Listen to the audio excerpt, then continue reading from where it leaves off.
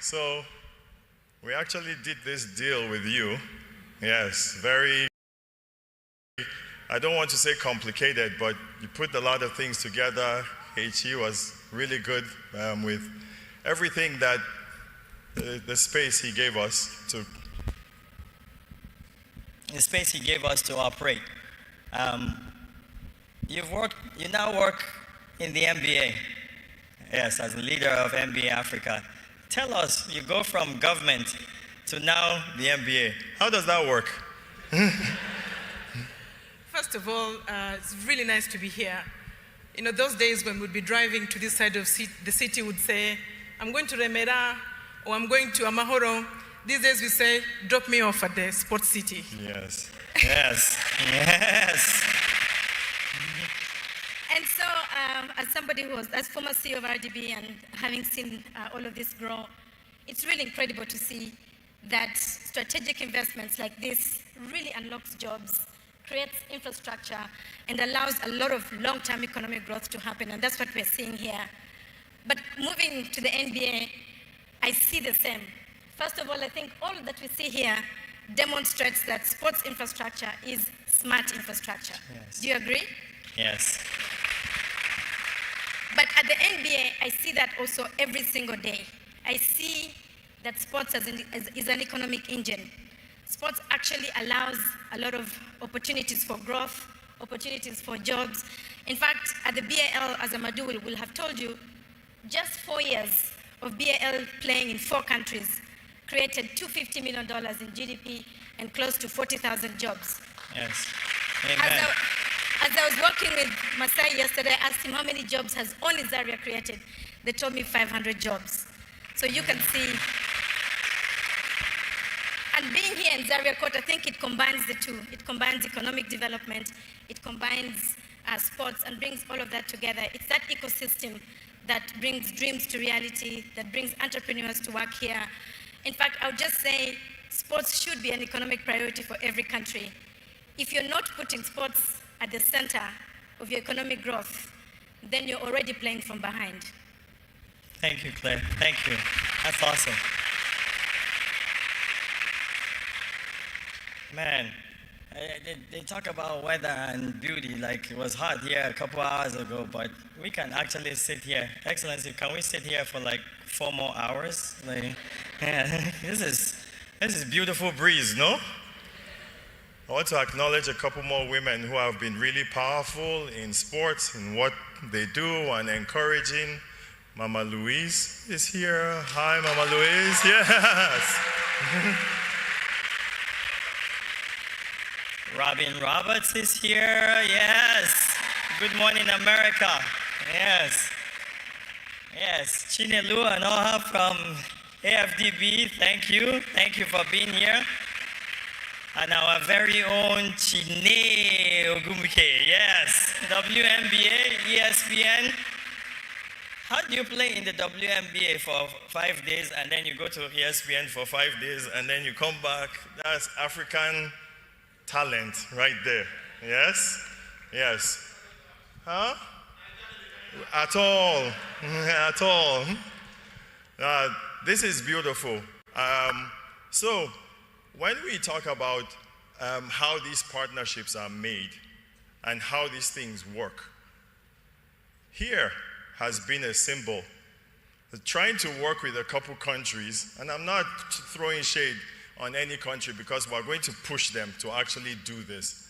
And we're going to use everything from top to bottom here as the template. So, we did this deal with RDB when Claire was there. Now, Jongi, Africa, you are the man in charge here. Okay, come and tell us. Come. Your microphone is right there.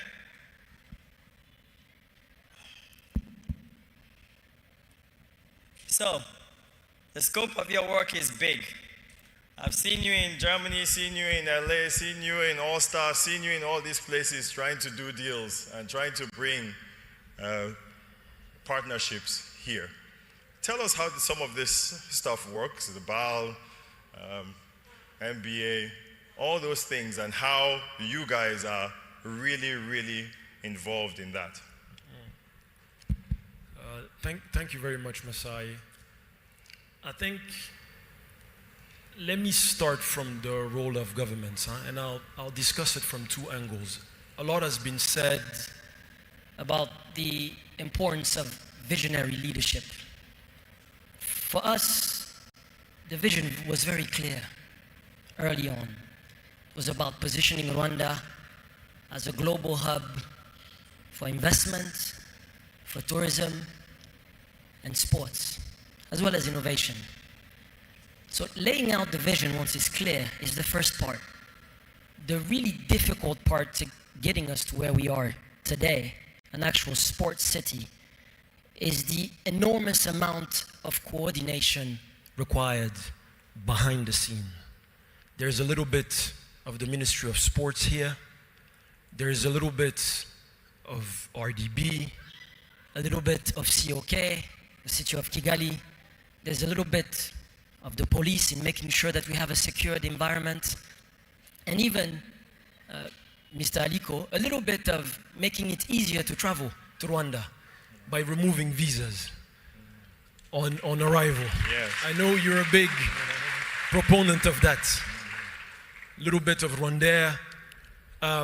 So my point being, Masai, it requires beyond the vision tremendous amounts of consistency and discipline in execution over time, decades sometimes. So thank you, Your Excellency, for keeping us really aligned in terms of the vision and executing in a disciplined and dedicated manner, because this is where it's challenging.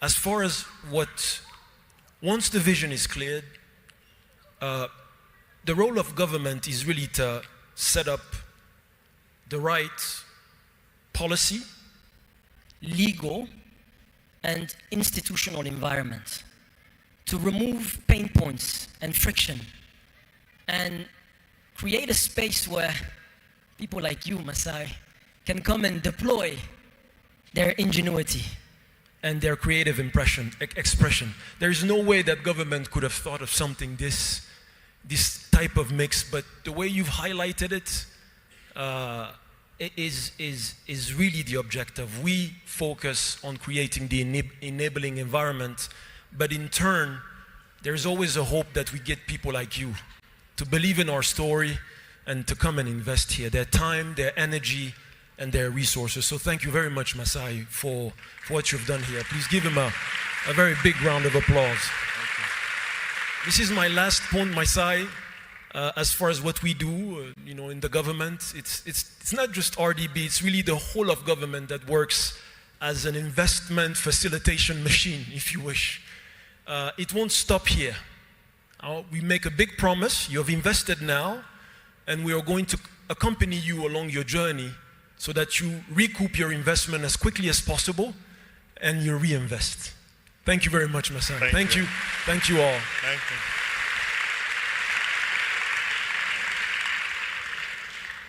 I am so happy. I'm so happy that there's two of the most incredible leaders and two of the most successful people in Africa.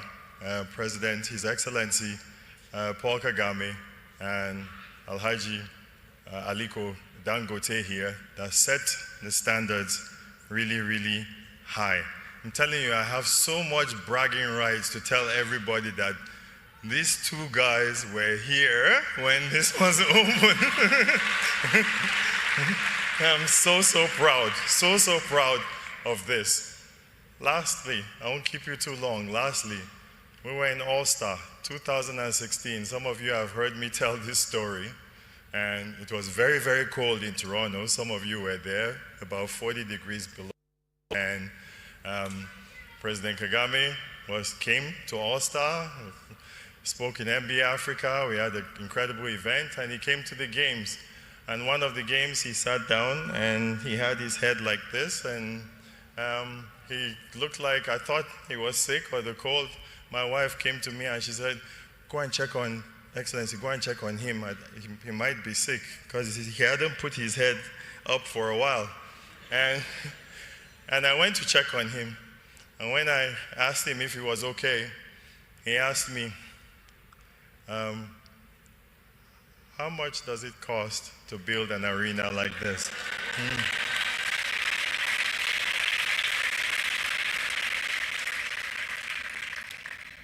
Excellency, you didn't build an arena, you're building Africa. Thanks.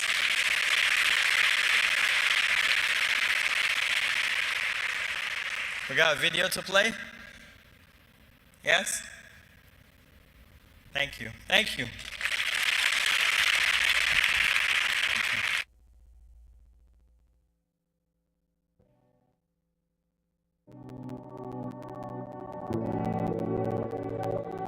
Giants of Africa started in 2003 with one camp, one court, and one dream.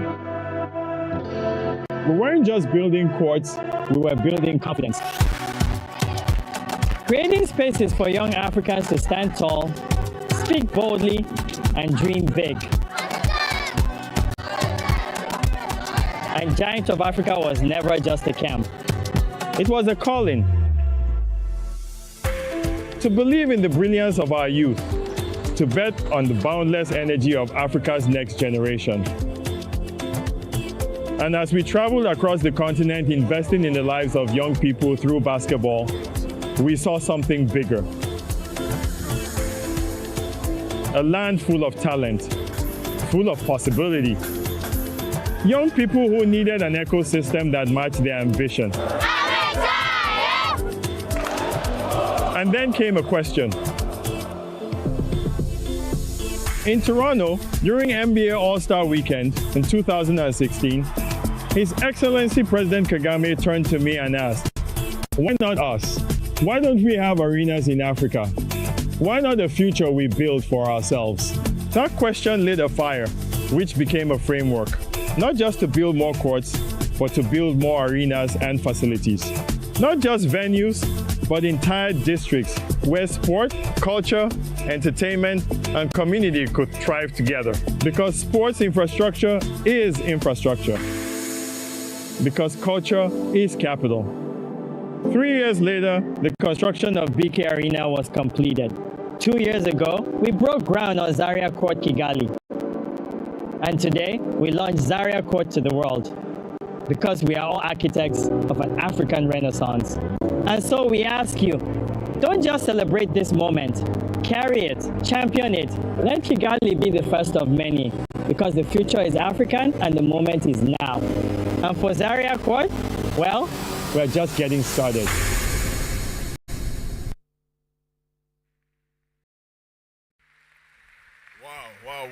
Wow. I am so inspired, Masai. This is beautiful. I'll tell you guys a quick story. I remember when I was growing up in Nigeria, I thought that I only had 3 options. Shanae, can you remind me what the options are for what you're going to be when you grow up? Doctor, lawyer, engineer. And I had to convince my parents that I wanted to play basketball. I was like, no, but you don't understand. I can get a scholarship this way. There was a real fight. And now my mom is with all